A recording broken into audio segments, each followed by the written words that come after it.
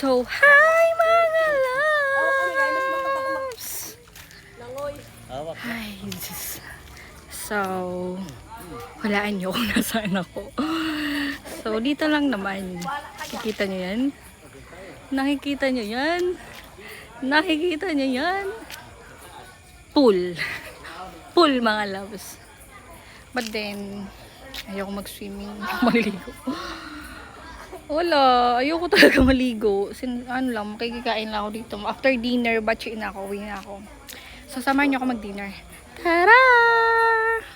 So, before tayo kumain, chika muna ako sa inyo. Oo, mag-chika ako. Ano nga ba? Ginawa ko for whole day. Sabi ko, ay, naging habal-habal driver lang naman ako mga love. So, drive ko ang aking father kung saan man masyal yung mga relatives ko. Kasi nga, yung gamit na sasakyan is isang van. So, kulang naman. Sa pagkadami tayo naman namin. So, hindi ka siya sa van. So, kailangan ako para may angkas akong dalawa. Ayun. As in, isang oras din naman ng drive. As in, pagod ko talaga kanina. And then, ngayon, since wala na mga tao sa mga resort, hindi na crowded, night swimming yung kanilang napag-desisyonan. Buwan ba? Bakit sila mag-night swimming ng gabi?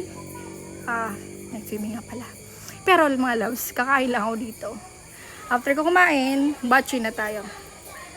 Pakain, alis. Sila bala sila mag-swimming. Ayoko na magpagod. Gusto ko na mag-rest. Yun lang. Tara na, kain na tayo. Oh, ayan naman mga loves. Tipon-tipon na para kumain na ang mga person at na makapag-swimming na sila ng bonggang-bongga. So, basta ako kakain lang. And then, kora na kasi ayokong mapagod. At gusto ko na matulog. Ganun talaga pag mga 30 tayo. Mas pipiliin lang matulog kaysa mapagod ka. Swimming! So, ayan. Napiprepare na kami for the prayer. So, makapag-start na din kumain. So, hintayin lang natin yung amen bago tayo kumain. Siguro kung nasa 20s to 25 ako.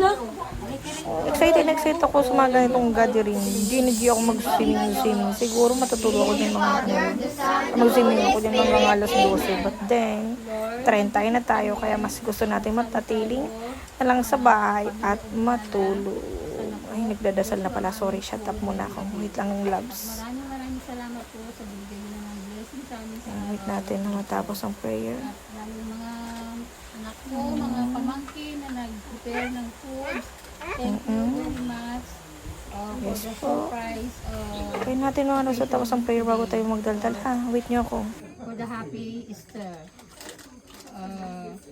Easter Sunday, amen. So Lord, thank you very much again. And God bless us, oh Lord. Prayer before meal. Bless us, O Lord, in this thy gifts, which are about to receive from thy bounty, through Christ our Lord. Amen!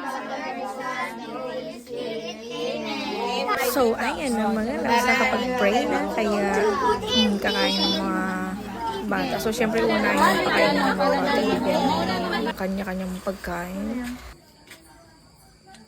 Wow, may magjowa. Sana all. Sige nga, magsubuan na kayo.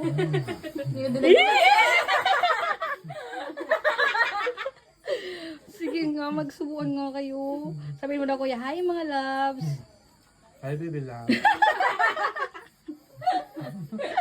So, syempre hindi na ako papahuli. Kakain na lalapang na din ako para makauwi na ako. At anong oras na? Alas 9 na mga loves. Kukain pa lang kami ng dinner. So, after ko talaga kakain, uuwi na ako. My God. I want to rest. Sleep na. Ang galing mo talaga kumain. Nalimas.